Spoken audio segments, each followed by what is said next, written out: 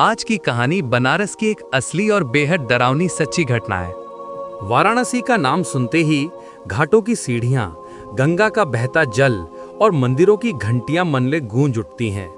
लेकिन हर पवित्र शहर की तरह इस शहर की भी एक छाया है, वही छाया जो इंसान के भीतर भय जगाती है। शहर के दक्षिणी किनारे पर पंचगंगा घाट से थोड़ी दूरी पर एक पुरानी हवेली खंडहर बन चुकी थी, जिसे लोग भैरव हवेली कहते थे। कोई नहीं जानता था कि आखिरी बार उस हवेली के भीतर कौन गया था, क्योंकि जो भी गया वो फिर कभी लौटकर नहीं आया। रात के समय जब गंगा की लहरें शहर की नींद को थपकियां देती, तब हवेली की ऊपरी मंजिल से तेल के दिए की हल्की लौ झिलमिलाने की अफवाह फैलती। कई बार बच्चों ने बताया था कि हवेली के खिड़की पर सफेद साड़ी में लिपटी कोई औरत दिखती है, जो नीचे गंगा की ओर देखती रहती है, मानो किसी का इंतजार कर रही हो। उसी हवेली की कहानी जानने वाराणसी पहुंचा अनिकेत, दिल्ली का युवा पत्रकार। उसे हमेशा से ऐसी अनसुलझी कहानियों में दिलचस्पी थी। उसका यूट्यूब चैनल भूत क्रॉनिकल्स अब धीरे धीरे लोकप्रिय हो चुका था और वो तय कर चुका था अगला एपिसोड वाराणसी की भैरव हवेली पर बनेगा। गंगा दर्शन गेस्ट हाउस में पहुंचकर उसने अपने कैमरे और वॉइस रिकॉर्डर को चार्ज पर लगाया। खिड़की से बाहर झांकते हुए उसने हवेली का पहला दर्शन किया। पेड़ों और कुहासे के बीच पीली दीवारों वाली वो जगह किसी भूतिया फिल्म के सेट जैसी लग रही थी। शाम को वो घाट के पास चाय की दुकान पर गया। दुकानदार एक बुजुर्ग व्यक्ति था, नाम पंडित शिवलाल, जिसने अनिकेत के कैमरे को देखकर मुस्कुराते हुए पूछा, बाबू, तू वो हवेली के बारे में पूछ रहे हैं का? अनिकेत हक्का बक्का रह गया। उसने धीरे से कहा, हाँ वही भैरव हवेली। सुना है वहां कुछ हुआ था सालों पहले। पंडित ने सांस भारी लेते हुए कहा, सालों? अरे बाबू, 100 साल हो गए, पर जो हुआ वो आज भी गंगा जानती है। और फिर उसने उस श्राप की शुरुआत की कथा सुनाई। कभी इस हवेली का मालिक रघुवंशी ठाकुर नाम का जमींदार था। बहुत बड़ा आदमी था, जायदाद थी, नौकर थे, लेकिन लालच ने उसकी आत्मा को खा लिया था। ठाकुर के पास एक नौकरानी थी, महादेवी, जो बहुत सुंदर थी लेकिन दूसरों से अलग।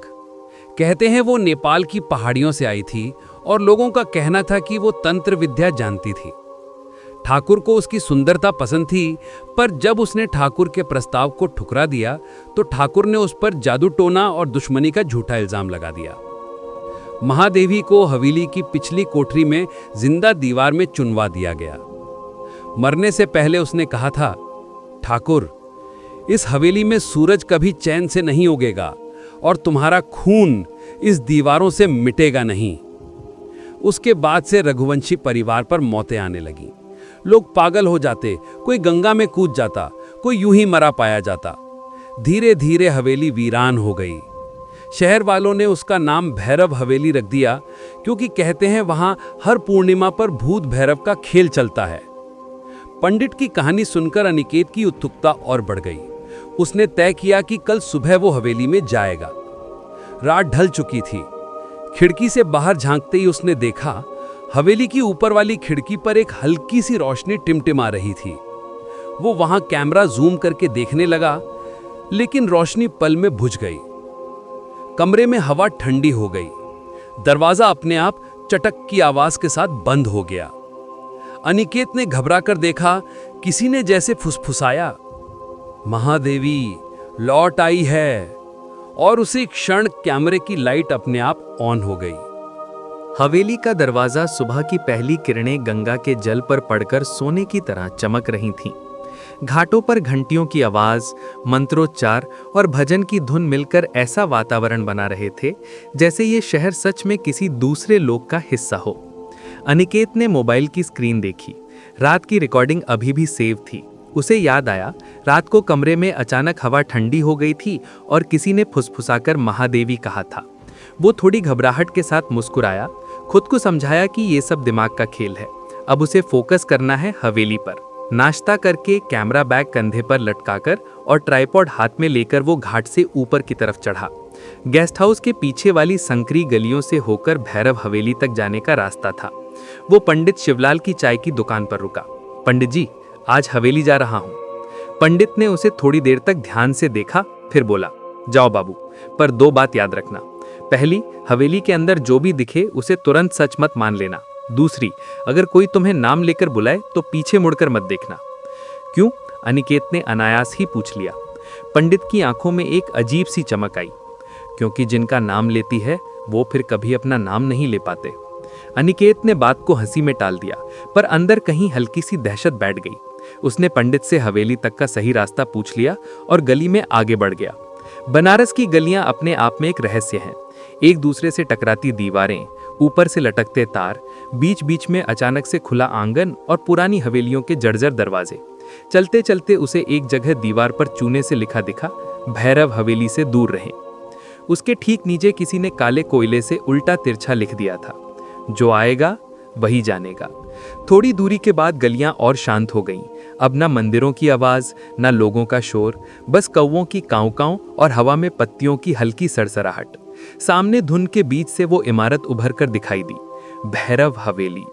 ऊंची पीली दीवारें अब काई से हरी पड़ चुकी थीं। ऊपर की टूटी खिड़कियां ऐसे लग रही थीं जैसे किसी ने अंदर से झांकते झांकते उखाड़ दी हों। हवेली के ठीक बाहर एक छोटा सा किवाड़ जैसा दरवाजा था, जिस पर जंग लगा ताला लटका हुआ था।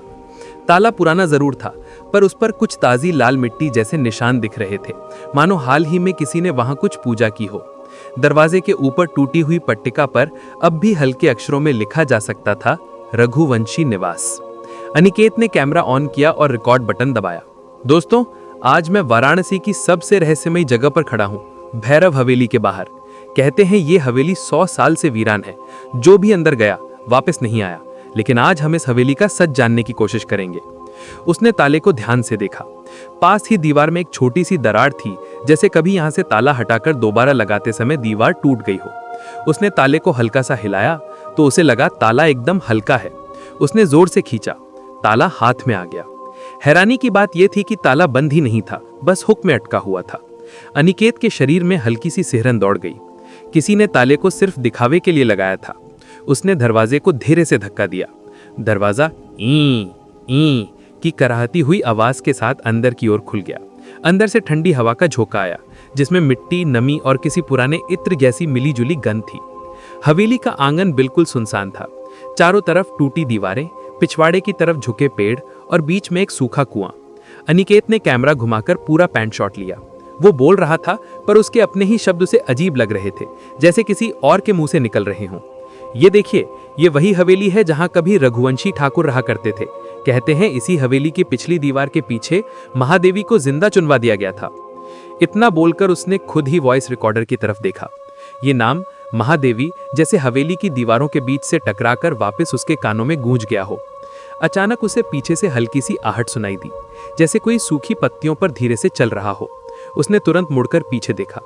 कैमरे की स्क्रीन पर बस सूखी बेलें दिख रही थीं, जो हवेली की ऊंची दीवार से लटक रही थीं। किसी स्ट्रे एनिमल होगा, उसने खुद को समझाया। वो आंगन के बीच में बने सूखे कुएं के पास गया।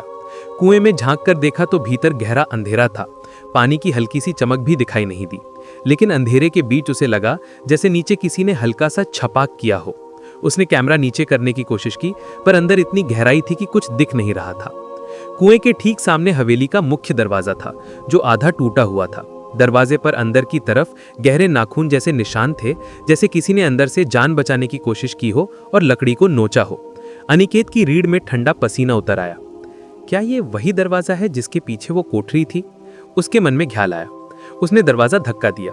अंदर एक लंबा अंधेरा दालान था। दालान की दीवारों पर पुराने समय के फटे हुए तस्वीरों के फ्रेम लटक रहे थे, जिनमें अब सिर्फ पीला कागज रह गया था। फर्श पर जगह जगह टाइल्स उखड़ी हुई थीं। कुछ कदम चलने पर दाईं तरफ एक बड़ा कमरा खुलता था। शायद वो कभी बैठक होगी। कमरे के अंदर धूप की एक तिरछी किरण छत की टूटी टाइल से आती दिख रही थी। उस रोशनी में उड़ती धूल के कण ऐसे लग रहे थे जैसे किसी ने हवा में राख उड़ा दी हो। कमरे के कोने में एक पुरानी झूला कुर्सी रखी थी, जो हवा के हल्के झोंके से बहुत हल्के से हिल रही थी। अनिकेत का कैमरा उस कुर्सी पर टिक गया। ये कुर्सी ऐसे हिल रही है जैसे अभी कोई यहां से उठा हो। उसने धीमे स्वर में कैमरे से कहा। उसी समय कमरे के दूसरे कोने से टिक टिक की धीमी आवाज आने लगी, जैसे दीवार के अंदर कहीं पुरानी घड़ी चल रही हो। उसने कैमरा उस दिशा में घुमाया। दीवार पर कीली तो थी, पर घड़ी नदारद थी। आवाज फिर भी चल रही थी, टिक टिक टिक। अनिकेत को महसूस हुआ कि जैसे समय खुद यहां अटक गया हो। वो फिर दालान में लौट आया। दालान के अंत में दो रास्ते दिख रहे थे, एक सीढ़ियां ऊपर की ओर और दूसरा दाईं तरफ एक छोटा संकरा रास्ता जहां रोशनी लगभग नहीं थी। उसे तुरंत पंडित की बात याद आई। पिछली दीवार के पीछे महादेवी को चुनवा दिया गया था। पिछली दीवार यानी हवेली का पिछवाड़ा, और हवेली का पिछवाड़ा शायद इसी संकरे रास्ते से जाता होगा। उसने पहले ऊपरी मंजिल देखने की सोची, ताकि दिन में ही जितना फुटेज मिल सके वो मिल जाए। पहले ऊपर चलते हैं, उसने खुद से कहा, और सीढ़ियों की तरफ बढ़ गया। सीढ़ियां पत्थर की थीं, किनारों से टूटी और बीच बीच में काई जमी हुई। हर कदम पर ठक ठक की आवाज पूरे हवेली में गूंज जाती। ऊपर पहुंचकर वो एक लंबी बालकनी में आ गया, जहां से पूरे आंगन का नजारा दिख रहा था। हवा थोड़ी ज्यादा ठंडी थी और गंगा के घाटों की आवाजें यहां फीकी पड़ चुकी थीं, जैसे किसी ने साउंड का वॉल्यूम कम कर दिया हो। बालकनी के अंत में वही खिड़की थी जिसे वो रात को अपने कमरे से देख रहा था, जहां उसे हल्की रोशनी दिखी थी। खिड़की की चौखट टूटी हुई थी, पर अंदर का कमरा बंद था। दरवाजा अंदर से हल्का सा खुला था, बीच में दरार सी। जैसे ही वो उस कमरे की तरफ बढ़ा, उसे अचानक लगा कि पीछे बालकनी पर कोई चल रहा है। उसने तेजी से मुड़कर देखा। बालकनी खाली थी, पर लकड़ी के फर्श की चर चर की आवाज स्पष्ट थी, मानो अभी किसी ने 2 कदम आगे बढ़कर 2 कदम पीछे लिए हों। किसी चिड़िया या बिल्ली की होगी। उसने मन को शांत करने की कोशिश की, लेकिन सांस थोड़ी तेज चलने लगी थी। उसने दरवाजे को हल्का सा धक्का दिया। दरवाजा कराहता हुआ खुल गया। अंदर कमरा पूरी तरह अंधेरा था। उसने मोबाइल की फ्लैशलाइट ऑन की और कैमरे के साथ अंदर कदम रखा। दीवारों पर घिसी हुई नीली पुताई थी, जगह जगह से प्लास्टर गिरा हुआ। एक तरफ टूटा हुआ पलंग जिस पर जालों की परत जमी हुई थी। कमरे की दूसरी तरफ एक बड़ा शीशा था, पर शीशे पर मोटी धूल की परत थी। कोई प्रतिबिंब साफ नहीं दिख रहा था। अनिकेत धीरे धीरे शीशे के सामने गया। अनजाने में उसने अपना हाथ बढ़ाकर शीशे की धूल को हल्का सा पोंछ दिया, ताकि कैमरे में उसका शॉट आ सके। जैसे ही उसने एक साफ लाइन बनाई, उसमें उसका चेहरा दिखने लगा, लेकिन उसके पीछे कोई नहीं था। फिर भी प्रतिबिंब में ऐसा लग रहा था जैसे उसके ठीक पीछे सफेद साड़ी की लहर सी खड़ी हो। उसका दिल एक पल के लिए रुक सा गया। उसने झट से पीछे मुड़कर देखा, कमरा खाली। फिर उसने दोबारा शीशे की तरफ देखा। अब प्रतिबिंब में सिर्फ वो था, अकेला। फालतू का हेलुसिनेशन, वो बुदबुदाया। शायद रोशनी के रिफ्लेक्शन से ऐसा लगा होगा। लेकिन जैसे ही वो कमरे से बाहर निकलने को मुड़ा, उसके कानों में बहुत हल्की, लगभग फुसफुसाहट जैसी आवाज आई। अनिकेत, उसका नाम, साफ लेकिन बहुत धीमा, जैसे किसी ने उसके कंधे के बिल्कुल पास से पुकारा हो। उसे एकदम पंडित शिवलाल की बात याद आई, अगर कोई तुम्हें नाम लेकर बुलाए तो पीछे मुड़कर मत देखना। उसके पैर अपने आप रुक गए, सांस जैसे छाती में अटक गई। मन ने कहा, मुड़ो नहीं, मुड़ना नहीं है, पर इंसानी जिज्ञासा डर से हमेशा ज्यादा ताकतवर होती है। उसने धीरे धीरे गर्दन घुमानी शुरू की। कमरा बिल्कुल वैसा ही था, टूटा पलंग, धूल, जाले, पर अब उसने स्पष्ट महसूस हो रहा था कि कमरे में वो अकेला नहीं है, जैसे किसी की नजर उसके चेहरे पर टिककर उसे देख रही हो, बिना पलक झपकाए। कौन है? उसने बिना सोचे समझे बोल दिया। उसकी अपनी आवाज भी उसे अजनबी लगी, जैसे ही आवाज कमरे की दीवारों से उठकर उसके मुंह तक आई हो। एक पल के लिए सन्नाटा, फिर दालान की तरफ से हल्की सी खनक सुनाई दी, जैसे किसी ने पायल पहनकर एक कदम आगे बढ़ाया हो। अनिकेत के हाथ से ट्राइपॉड लगभग छूटते छूटते बचा। वो तेज कदमों से कमरे से बाहर निकला और बालकनी में आकर गहरी सांस ली। दिल बहुत तेज धड़क रहा था, लेकिन उसके भीतर का पत्रकार अब और ज्यादा सक्रिय हो चुका था। ये जो भी है, स्ट्रॉन्ग प्रेजेंस है। अगर यहां सच में कुछ पैरानॉर्मल है तो यही मौका है रिकॉर्ड करने का। उसने नीचे आंगन की तरफ देखा। कुएं के पास अब धूप कुछ कम लग रही थी, जैसे वहां हल्की धुंध उतर आई हो। उसे नीचे उस संकरे रास्ते की तरफ जाना था जो हवेली के पिछवाड़े की ओर जाता था। वही दीवार, वही जगह जहां महादेवी को चुनवाया गया था। वो सीढ़ियों से वापस नीचे उतरा। जैसे जैसे वो नीचे जाता, सीढ़ियों पर उसके कदमों की आवाज के साथ साथ उसे लगा कि एक कदम और है जो उसके साथ साथ चल रहा है, लेकिन वो आवाज उसके स्टेप के बिल्कुल बाद आती, मानो कोई आधा पल पीछे से पीछा कर रहा हो। सीढ़ियां खत्म होते ही उसने सीधे उस संकरे रास्ते की तरफ रुख किया। रास्ता इतना संकरा था कि दोनों तरफ की दीवारों को हाथ से छूते हुए ही गुजरना पड़ रहा था। ऊपर से सूखी बेलें झूल रही थीं, जिनमें कभी कभी हवा फंसकर की आवाज निकालती। सिर के ऊपर से एक कौवा कांव कांव करता हुआ उड़ा और दूर किसी पेड़ पर जाकर बैठा। उसकी आवाज की गूंज कुछ देर तक गलियारे में तैरती रही। आखिरकार रास्ता खुला और वो हवेली के पिछवाड़े में आ गया। यहां हवा और भी ठंडी थी। पीछे की दीवार ऊंची थी और एक हिस्से पर बाकी दीवारों से थोड़ी ज्यादा सीलन थी, जैसे वहां कभी कुछ अलग तरह से बनाया गया हो। उस हिस्से पर हल्की सी दरारें थीं। उसे देखते ही अनिकेत के मन में सिर्फ एक शब्द कौंधा, यहीं। उसने कैमरा उस दीवार की तरफ मोड़ा। दोस्तों, अगर लोकल कहानी सच है तो महादेवी को इसी पिछली दीवार में चुनवाया गया था। आज पहली बार आप और मैं दोनों इस जगह को इतने पास से देख रहे हैं। उसने दीवार के पास जाकर हाथ से हल्का सा स्पर्श किया। दीवार ठंडी थी, लेकिन उस ठंडक में अजीब सी नमी थी, जैसे किसी ने अंदर से रोते रोते दीवार भिगो दी हो। उसके हाथ में हल्का सा झंझनाहट जैसा एहसास हुआ, जैसे धीमी करंट की लहर। उसने फौरन हाथ पीछे खींच लिया। तभी उसे महसूस हुआ उसके पीछे कोई खड़ा है। इस बार वो आवाज नहीं थी, एहसास था, जैसे कोई बहुत करीब सांस ले रहा हो, बहुत हल्के, बहुत धीरज के साथ। वो कुछ सेकंड तक बिना हिले खड़ा रहा। हवा एकदम स्थिर हो चुकी थी। न पत्तों की आवाज, न कौवों का शोर, न दूर के घाटों की घंटियां, कुछ नहीं। बस उसकी अपनी धड़कन और किसी और की सांस। धड़कते हुए दिल के साथ उसने कैमरा धीरे धीरे घुमाया, बिना खुद मुड़े, केवल हाथ से। कैमरे की स्ट्रीम पर पिछवाड़े का आंगन घूमता हुआ दिखा। टूटी दीवारें, सूखी झाड़ियां, पानी का सूखा टांका, और फिर स्क्रीन के किनारे पर कुछ एक क्षण के लिए सफेद रंग की किसी चीज की हल्की सी झलक दिखी, जैसे हवा में फड़फड़ाती सफेद साड़ी का कोना। अनिकेत ने सांस रोक ली। उसने रुककर स्क्रीन की रिकॉर्डिंग प्ले की। स्लो मोशन में उसने देखा, दीवार के पास, ठीक उसके पीछे, एक पल के लिए हवा में कुछ सफेद हिलता है, फिर गायब हो जाता है। ये तो प्रॉपर पकड़ में आया है। उसके होठ सूख चुके थे, पर आंखों में एक अलग चमक थी, जैसे कह रहे हों कि अब कहानी सिर्फ कहानी नहीं रही। तभी वही फुसफुसाहट, इस बार जरा साफ। क्यों आए हो अनिकेत? इस बार उसने खुद को रोकने की कोशिश ही नहीं की। उसने झटके से मुड़कर पीछे देखा। वहां दीवार के पास कोई नहीं था, बस पुराना काई लगा प्लास्टर और कुछ सूखे पत्ते। लेकिन जमीन पर उसके पैरों के बिल्कुल पास हल्की सी गीली जगह दिखाई दी, जैसे अभी अभी किसी ने वहां खड़े होकर कदम रखे हों और मिट्टी ने वजन को महसूस किया हो। अनिकेत का गला सूख गया। उसने कैमरे को बंद किए बिना बैग टांगा और तेजी से हवेली के आंगन की तरफ लौटने लगा। उसे एक अजीब सा डर सताने लगा था। ये जगह उसे सिर्फ देख नहीं रही, ये जगह उसे पहचान रही है, उसका नाम जानती है। जैसे ही वो मुख्य आंगन में पहुंचा, अचानक हवेली के अंदरूनी हिस्से से किसी पुरानी घंटी की आवाज आने लगी। ये मंदिर की घंटी नहीं थी, ये छोटी मेटल की लगातार बजने वाली घंटी थी, जैसे किसी जमाने में यहां किसी ने पूजा या तंत्र किया हो। टिन टिन टिन टिन आवाज ऊपर वाली मंजिल से आ रही थी, शायद उसी कमरे से जहां पुराना शीशा था। अनिकेत वहीं आंगन के बीच रुक गया। ये सब ज्यादा हो रहा है, उसने मन में सोचा। अभी बाहर निकलना चाहिए, फुटेज देखना चाहिए, प्लान बनाना चाहिए। तभी उसकी नजर हवेली के मुख्य दरवाजे की तरफ गई, जो थोड़ी देर पहले खुला हुआ था, अब आधा बंद है, जैसे किसी ने अंदर से उसे धीरे धीरे खिसकाकर लगभग रास्ता रोक दिया हो। उसके अंदर एक तीखी सी हिरन दौड़ गई। क्या मैं अकेला हूं यहां? यह सवाल अब सिर्फ दिमाग में नहीं, पूरे शरीर में गूंज रहा था। घंटी की आवाज अचानक बंद हो गई। सन्नाटा इतना गहरा हो गया कि उसे अपने कानों में खुद की अपनी धड़कन सुनाई देने लगी। और इस सन्नाटे के बीच उसे पहली बार महसूस हुआ कि यह हवेली सिर्फ वीरान इमारत नहीं, एक जिंदा चीज है जो सांस लेती है, देखती है, इंतजार करती है। किसका? शायद मेरे जैसे किसी का, जो उसे फिर से जगा दे।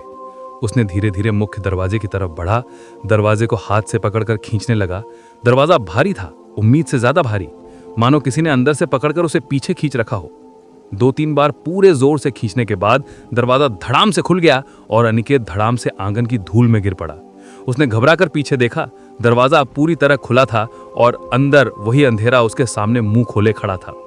वो उठा, कपड़े झोड़े, कैमरा चेक किया कि ठीक है या नहीं, और बिना पीछे देखे हवेली के बाहर की ओर चल पड़ा। जैसे ही वो मुख्य गेट से बाहर निकला, हवा अचानक सामान्य लगने लगी। दूर से मंदिरों की घंटियां, बच्चों की आवाजें और गंगा के घाटों की हलचल फिर से सुनाई देने लगी, जैसे किसी ने म्यूट बटन हटा दिया हो। लेकिन उसके जाते जाते हवेली की ऊपर वाली खिड़की में किसी ने बहुत हल्के से, बस एक पल के लिए झांककर उसे देखा। सफेद साड़ी का आभास और काले, स्थिर, बिना पलक झपकाए देखते हुए दो नजरें। अनिकेत को इसका एहसास नहीं हुआ। वो गलियों में भटकता हुआ गेस्ट हाउस की तरफ लौट रहा था, लेकिन हवेली के भीतर उसी पिछली दीवार के पीछे कहीं गहरे में बहुत धीमी हंसी की खनक हुई। आ गया, आखिरकार कोई आ गया। और दीवार की सीलन में जैसे एक नई दरार उभर आई, बहुत बारीक, बहुत महीन, जैसे अंदर से किसी ने पहली बार हल्का सा हिलना शुरू किया हो। फुटेज का राज और काल भैरव का इशारा। गेस्ट हाउस लौटते लौटते अनिकेत की चाल पहले से धीमी हो चुकी थी। गलियां अब परिचित लग रही थीं, लेकिन उसके अंदर की घबराहट हर मोड़ पर उसे पीछे मुड़कर देखने पर मजबूर कर रही थी, जैसे कोई अदृश्य नजर लगातार उसके साथ चल रही हो। कमरे में पहुंचते ही उसने दरवाजा अंदर से कुंडी लगाई, बैग फर्श पर रखा और बिना कुछ सोचे समझे सीधे खिड़की के पास गया। दूर से भैरव हवेली दिखाई दे रही थी। दोपहर की धूप में भी वो जगह अजीब तरह से धुंधली दिख रही थी, जैसे उसके आसपास की हवा बाकी शहर से अलग हो।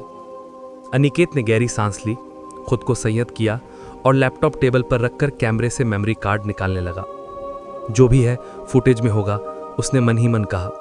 भूत, हवा, भ्रम सब कैमरे के सामने बराबर हो जाते हैं। उसने मेमोरी कार्ड लगाकर फोल्डर खोला। कई क्लिप्स एक के बाद एक टाइमलाइन पर दिखाई दी। हवेली के बाहर का इंट्रो, आंगन, कुएं वाला शॉट, ऊपर वाली मंजिल, शीशे वाला कमरा और सबसे अहम पिछली दीवार के पास का फुटेज। उसने सबसे पहले वही क्लिप चलाया जिसमें दीवार के पास उसे सफ़ेद साड़ी जैसा कुछ नजर आया था। वीडियो फुल स्क्रीन किया, आवाज़ थोड़ा बढ़ाई। स्क्रीन पर वो खुद दिखाई दिया, दीवार की तरफ जाते हुए, हाथ से उसे छूते हुए, फिर कैमरा धीरे धीरे घूमता हुआ। जैसे ही कैमरा पीछे की तरफ आया, उसे वही दिखा जो उसे मैदान में महसूस हुआ था। एक सेकंड के कुछ हिस्से के लिए स्क्रीन के दाहिने कोने में धुंध जैसे सफ़ेद आभास जो हवा में लहराता है और तुरंत गायब हो जाता है। अनिकेत ने क्लिप को पॉज किया, उस हिस्से पर स्लाइडर बहुत धीरे धीरे खिसकाया, फ्रेम बाय फ्रेम। एक फ्रेम में बस दीवार, दूसरे में हल्की सी सफ़ेदी, तीसरे में साफ साफ किसी कपड़े के मोड़ जैसा और चौथे में फिर खाली जगह। दिल की धड़कन तेज हो गई। ये कोई लाइट ग्लिच नहीं है, उसने धीरे से बड़बड़ाया। ये मोशन है, अलग लेयर की तरह। उसने वही हिस्सा जूम करके देखा। पिक्सल टेढ़े मेढ़े थे, लेकिन इतना साफ कि ये समझ आ सके कि ये कोई कीड़ा या धूल नहीं, कुछ बड़ा आकार है, किसी इंसानी कद के बराबर। फिर उसने दूसरा क्लिप खोला, ऊपर वाली मंजिल का, शीशे वाले कमरे का। स्क्रीन पर वो कमरे में दाखिल हो रहा है, मोबाइल की फ्लैशलाइट जल रही है, धूल उड़ रही है। वो धीरे धीरे शीशे के पास जाता है, हाथ बढ़ाकर धूल साफ करता है। इस बार उसने अपना ध्यान सिर्फ शीशे पर रखा।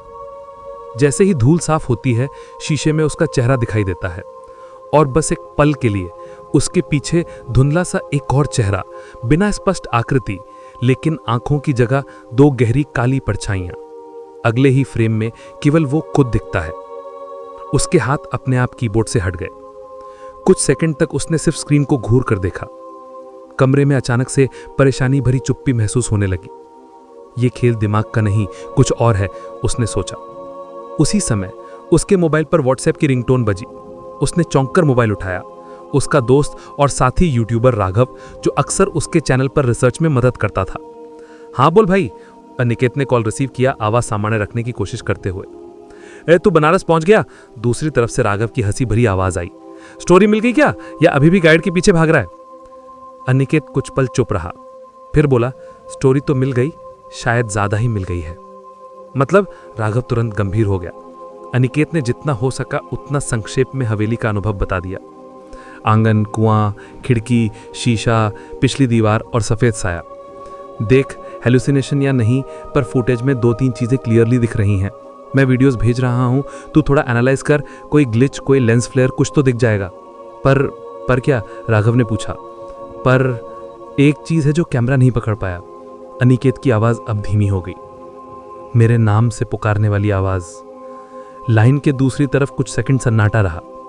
फिर राघव ने कहा, देख, तो जो कर रहा है ये सिर्फ एंटरटेनमेंट नहीं है, थोड़ी रिस्पॉन्सिबिलिटी भी है। बनारस में है ना तू, वहाँ काल भैरव का मंदिर है, शहर के गार्डियन माने जाते हैं। लोकल बिलीफ है कि कोई भी अजीब सजीव चीज़ हो, पहले उन्हें प्रणाम करो, वरना चीज़ें बिगड़ सकती हैं। अनिकेत ने खिड़की से बाहर जागते हुए धीरे से पूछा, तो तू भी इतनी देर में आस्था वाला हो गया? राघव ने हल्की हंसी के साथ कहा, आस्था नहीं, प्रिकॉशन। वहां के लोकल्स भी यही बोलेंगे। एक काम कर, शाम होते होते काल भैरव मंदिर हुआ, थोड़ा इन्फॉर्मेशन भी मिल जाएगा और तेरे व्यूअर्स को भी रियल टच लगेगा कि तूने लोकल बिलीफ फॉलो किया। अनिकेत ने मोबाइल पर लोकेशन सर्च की, मंदिर का पता सामने आया। उसे याद आया कि बनारस में काल भैरव को काशी का कोतवाल कहा जाता है, शहर के रक्षक के रूप में पूजे जाते हैं और मान्यता है कि किसी भी काम से पहले उनकी अनुमति लेना शुभ माना जाता है।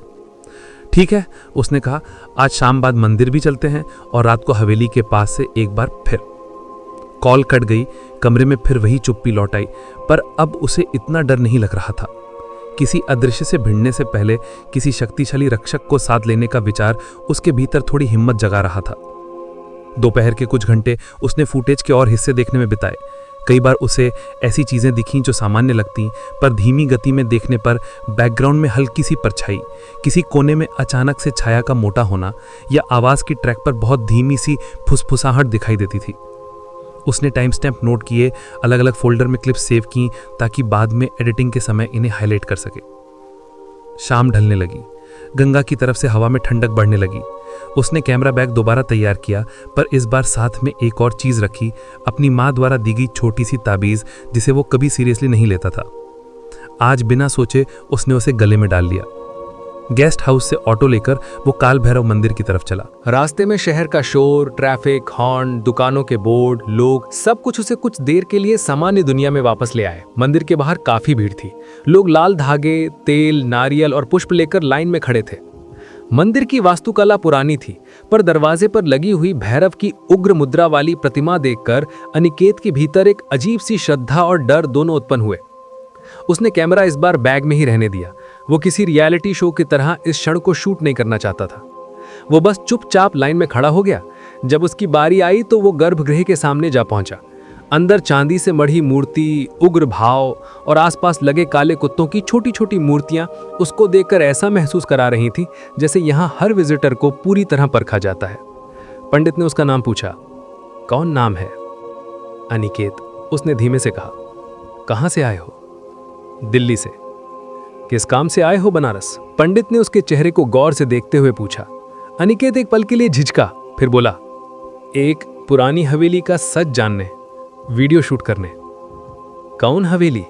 पंडित की आंखों में अचानक चमक सी आ गई। शायद लोग भैरव हवेली कहते हैं, पंचगंगा घाट के उस पार। पंडित कुछ क्षण तक उसे देखता रहा, फिर बोला, तुम्हें पता है शहर का कोतवाल कौन है? काल भैरव। अनिकेत ने तुरंत कहा। उसे इंटरनेट पर पड़ी हुई जानकारी याद आ गई कि बनारस में बाबा विश्वनाथ के दर्शन से पहले काल भैरव के दर्शन अधूरे माने जाते हैं और काशी में प्रवेश करने वाली हर नई सत्ता पर पहले काल भैरव की दृष्टि पड़ती है। पंडित ने धीमे से मुस्कुराकर कहा, अगर तुम ऐसी जगह जा रहे हो जहां किसी को बंद करके मार दिया गया था, तो वहां के दुख और क्रोध को संभालने की ताकत सिर्फ ऐसे देवता में है। डर ठीक है, पर निर्णय तुमको लेना है कि तुम हवेली का सच अपने मन से खोलोगे या इन्हें साक्षी रखकर। अनिकेत ने मन ही मन हाथ जोड़कर एक संक्षिप्त सी प्रार्थना की, ना बहुत धार्मिक, ना बहुत औपचारिक, बस इतना कि अगर कुछ गलत कर रहा हूं तो रोक देना और अगर कुछ सही खोलने जा रहा हूं तो साथ देना। मंदिर से बाहर निकलते समय उसे हल्का सा सुकून महसूस हुआ, जैसे लंबे समय से सिर पर रखा कोई भार थोड़ा हल्का हुआ हो। बाहर की भीड़, दुकानों के दिए, भोग की खुशबू और दूर से आती शंख की आवाज सब मिलके उसे फिर से जमीन पर खड़ा इंसान महसूस करा रही थी, ना कि सिर्फ डरावनी कहानी का किरदार। लेकिन जैसे ही उसने जेब से मोबाइल निकाला, स्क्रीन अपने आप ऑन हो गई। नोटिफिकेशन बार में कुछ नया नहीं था, फिर भी स्क्रीन में टाइम के ऊपर उसे एक पल के लिए लगा जैसे किसी ने माइक्रोस्कोपिक धुंधली उंगली से अंदर से अनिकेत लिख दिया हो, जो तुरंत गायब हो गया। उसने पलकें झपकाई। स्क्रीन सामान्य थी। ओवरथिंक मत कर, उसने खुद से कहा, फोकस कर, अगला स्टेप क्लियर रख।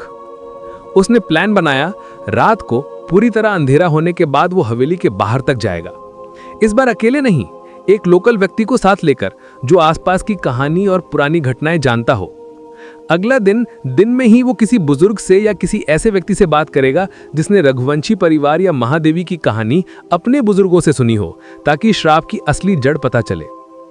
लेकिन उसके प्लान बनाने से पहले ही हवेली की तरफ से जैसे कोई अदृश्य धागा उसे खींच रहा था। रात होने लगी। गेस्ट हाउस की बालकनी से उसने दोबारा हवेली की दिशा में नजर डाली। दूर अंधेरे में डूबी उस जगह पर एक खिड़की में बहुत हल्की सी पीली झलक फिर दिखाई दी, जैसे किसी ने अंदर दिया जलाया हो। आज फर्क सिर्फ इतना था कि इस बार वो खुद को तैयार मान रहा था। एक तरफ कैमरा, तर्क, टेक्नोलॉजी और प्लान, दूसरी तरफ काल भैरव के दरबार से मिली अनकही हिम्मत और कहीं बहुत गहराई में दबा डर, जो उसे सच से भागने नहीं बल्कि सच तक पहुंचाने के लिए बेचैन कर रहा था। उसने बैग उठाया, कमरे का दरवाजा बंद किया और सीढ़ियां उतरते हुए मन ही मन सोच रहा था, भैरव हवेली का श्राप सिर्फ एक कहानी नहीं है। ये या तो किसी बड़ी सच्चाई की रक्षा कर रहा है या किसी बड़े गुनाह की सजा। रात, हवेली और महादेवी का सच। रात पूरी तरह उतर चुकी थी। बनारस की गलियों में अब बस कहीं कहीं से भजन, शंख और मंदिरों की घंटियों की धुन आ रही थी।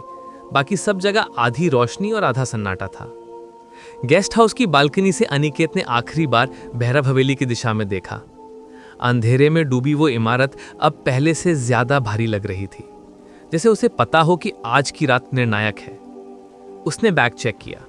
कैमरा, अतिरिक्त battery, torch, voice recorder, mobile, तावीज और एक छोटी सी अगरबत्ती की डिब्बी जो उसे काल भैरव मंदिर के बाहर मिली थी।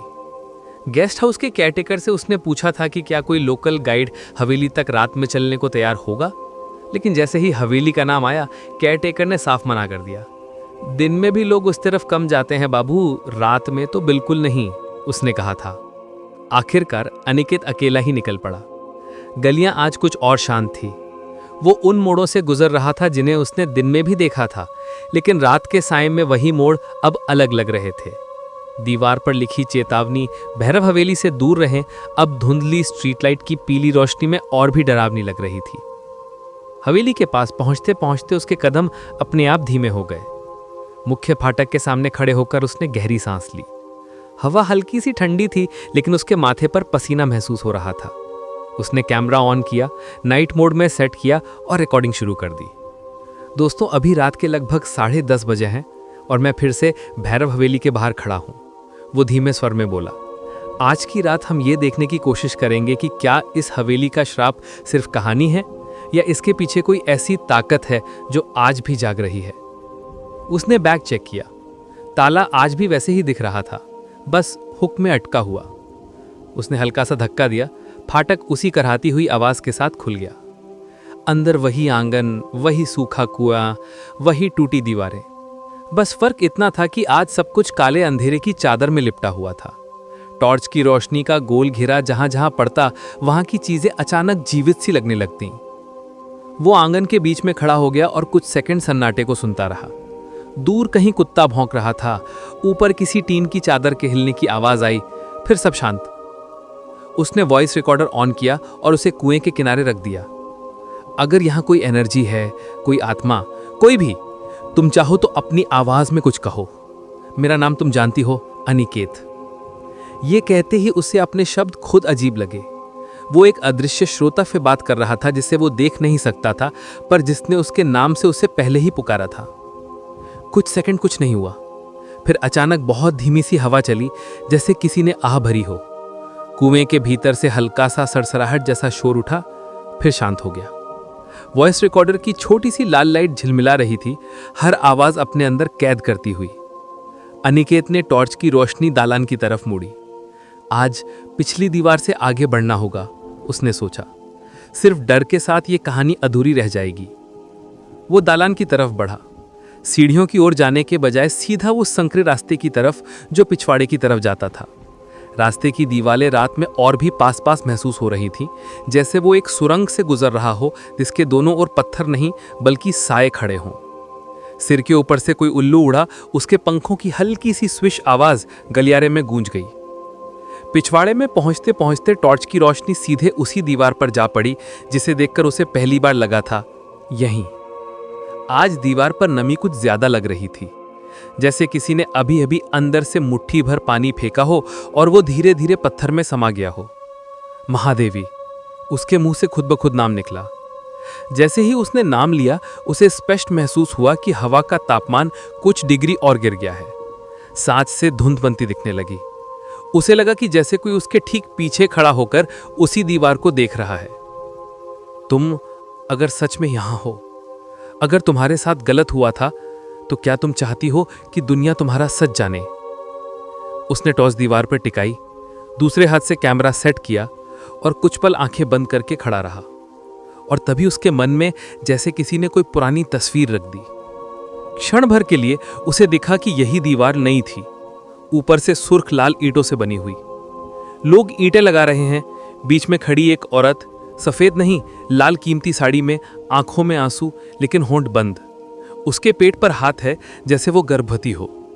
आसपास कुछ आदमी जिनके चेहरे साफ नहीं दिख रहे पर उनकी आवाजें गूंज रही हैं।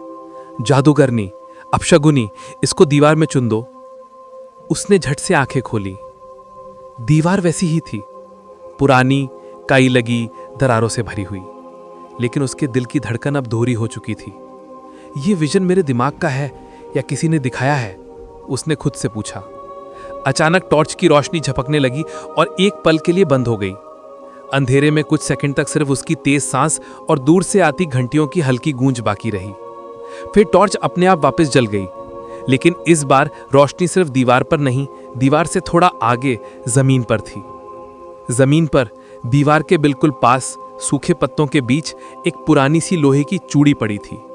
आधी जंग लगी, आधी धूल से ढकी, लेकिन उसके बीचों बीच हल्का सा लाल रंग अब भी चिपका हुआ था, जैसे कभी ये किसी के खून से भिगोई गई हो। अनिकेत ने घुटनों के बल बैठकर चूड़ी उठाई। जैसे ही उसने उसे हाथ में लिया, उसके कानों में बहुत धीमी पर साफ आवाज गूंज उठी। वो मेरा नहीं था, मेरा बच्चा, मेरा बच्चा। ये आवाज इतनी पीड़ा से भरी थी कि अनिकेत की आंखों में अपने आप पानी आ गया। उसे लगा जैसे कोई बहुत लंबे समय से चिल्लाना चाह रहा था, लेकिन दीवारों के भीतर दबा रह गया। महादेवी, तुम्हारे साथ क्या हुआ था? उसने फुसफुसाकर पूछा। इस बार जवाब शब्दों में नहीं आया, एहसासों में आया। उसे अपने कंधों पर भार महसूस हुआ, जैसे किसी ने दूर अतीत का दर्द उसके ऊपर रख दिया हो। उसे मंडप की हल्की आवाज, मंत्रों की गूंज और किसी घर की खुशी का आभास हुआ। फिर अचानक वही खुशी चिल्लाहटों में बदल गई। किसी औरत की हंसी, किसी पुरुष का क्रोध, भीड़ का शोर, आरोपों की बरसात। उसकी वजह से हमारा वंश खत्म हो जाएगा, ये अपशगुनी है, इसे जीने का हक नहीं। फिर दीवार, लाल ईंटें, चीखें और अंत में अंधेरा। अनिकेत के हाथ से चूड़ी लगभग गिरते गिरते बची। उसने उसे मजबूती से पकड़ा और महसूस किया कि उसका अपना अतीत उसकी आंखों के सामने झिलमिलाने लगा है। बचपन में सुनी हुई किसी दादी की अधूरी कहानी, किसी भूले हुए रिश्तेदार का नाम, किसी पुरानी पारिवारिक तस्वीर में खड़ी एक औरत जिसकी आंखों में उदासी थी। क्या महादेवी सिर्फ इस हवेली से नहीं, किसी तरह मेरे खून से भी जुड़ी है? ये विचार इतना अचानक आया कि वो खुद चौंक गया, लेकिन भीतर कहीं वो जानता था कि ये हवेली उसे यूं ही नहीं बुला रही थी। दुनिया में लाखों पत्रकार हैं, पर यहां आया वही जिसका अतीत किसी न किसी तरह इस दीवार से जुड़ा था। टॉर्च फिर धीमी हो गई। उसने चूड़ी को जेब में रखा, दीवार की ओर मुड़कर बहुत धीरे से कहा, तुम्हारी कहानी मैं पूरा करूंगा, लेकिन बदले में तुमसे एक वादा चाहिए, मुझे जिंदा बाहर जाने देना। हवा में हल्की सी गर्माहट लौटी, जैसे किसी ने उसकी बात स्वीकार की हो। दीवार की नमी में पड़ती रोशनी थोड़ी कम चमकीली हो गई। वो धीरे धीरे वापस मुख्य आंगन की तरफ लौटने लगा। वहां पहुंचते ही उसने देखा कुएं के पास रखा वॉइस रिकॉर्डर अपनी जगह से थोड़ा सरका हुआ था, जैसे किसी ने उसे टच किया हो। उसने उसे उठाकर बंद किया, बैग में रखा। अब हवेली से बाहर निकलने का समय था। जैसे ही वो मुख्य फाटक की ओर बढ़ा, ऊपर वाली मंजिल से वही हल्की घंटी की आवाज फिर सुनाई दी। इस बार वो डरकर रुका नहीं। उसने सिर्फ इतना कहा, आज नहीं, आज तुम्हारी नहीं, महादेवी की आवाज रिकॉर्ड हुई है। अगर तुमने उसके साथ गलत किया था तो आज से लोग तुम्हारे नाम से नहीं, उसके नाम से इस हवेली को याद रखेंगे। घंटी की आवाज अचानक बंद हो गई। हवेली के भीतर का सन्नाटा जैसे थोड़ी देर के लिए भारी हुआ, फिर हल्का हो गया। वो फाटक से बाहर निकला। सड़क पर आते ही उसे लगा मानो किसी ने भारी कंबल कंधों से हटा दिया हो। शहर की आवाजें, गंगा की ठंडी लहरों की नमी, दूर से आती आरती की धुन, सब कुछ फिर से नॉर्मल लगने लगा। गेस्ट हाउस लौटकर उसने रात भर फुटेज और वॉइस रिकॉर्डिंग पर काम किया। वॉइस रिकॉर्डर के उस हिस्से में जब वो कुएं के पास खड़ा था, बहुत धीमी, लगभग कान से न सुनाई देने वाली परत में 2 शब्द स्पष्ट थे, मेरा बच्चा। और दीवार वाली जगह जब उसने पूछा था कि क्या तुम चाहती हो कि दुनिया तुम्हारा सच जाने, रिकॉर्डिंग में एक हल्की थरथराती हुई हाँ जैसा स्वर कैद था। अनिकेत ने सभी फाइल्स को कई जगह बैकअप किया, लैपटॉप, एक्सटर्नल हार्ड ड्राइव और क्लाउड में। उसे पता था ये सिर्फ कंटेंट नहीं, किसी की अधूरी जिंदगी का बयान है। कुछ दिनों बाद जब उसका वीडियो बनारस हवेली का श्राप महादेवी की कहानी उसके चैनल पर अपलोड हुआ, तो लोगों ने उसे सिर्फ हॉरर स्टोरी नहीं, एक इंसाफ की कोशिश की तरह देखा। कमेंट्स में कई लोगों ने लिखा कि उन्हें स्क्रीन पर सफ़ेद साया, शीशे में परछाई और ऑडियो में फुसफुसाहट साफ दिखी सुनी। कुछ ने काल भैरव का नाम लेकर लिखा कि शायद उनकी कृपा से ही ये सच सामने आ पाया। धीरे धीरे इंटरनेट पर लोग उस हवेली को सिर्फ भैरव हवेली नहीं, महादेवी की हवेली कहने लगे। अनिकेत बनारस छोड़ने से पहले एक बार फिर काल भैरव मंदिर गया। इस बार वो कैमरा लेकर नहीं, सिर्फ एक साधारण श्रद्धालु की तरह गया। उसने चुपचाप मंदिर के बाहर खड़े होकर मन ही मन कहा, अगर मैंने कुछ गलत जोड़ा हो तो समय उसे मिटा देगा, लेकिन अगर मैंने किसी बेनिगुनाह की आवाज को बाहर लाने में थोड़ी मदद की हो तो इतना काफी है। मंदिर से निकलते समय उसकी जेब में पड़ी लोहे की चूड़ी खुद ब खुद हल्की सी गर्म लगी, जैसे किसी ने उसे धन्यवाद कहा हो। ट्रेन में बैठते समय उसने आखिरी बार बनारस के आसमान की तरफ देखा। उसे लगा हवेली की दीवारों पर लिखा श्राप अब थोड़ा हल्का हो चुका है। महादेवी शायद पूरी तरह मुक्त नहीं हुई थी, लेकिन अब वह सिर्फ दीवारों में कैद नहीं, लोगों की यादों और एक वीडियो के जरिए जिंदा थी। एक शिकार, एक माँ और एक स्त्री के रूप में, न कि सिर्फ भूत के रूप में। अगर आपको ये वीडियो अच्छा लगा हो तो कृपया इसे लाइक, शेयर और कमेंट जरूर करें। कमेंट में ये भी बताएं कि आप किस तरह की स्टोरी सुनना चाहते हैं। आप अपनी स्टोरी हमें ईमेल के माध्यम से भी भेज सकते हैं।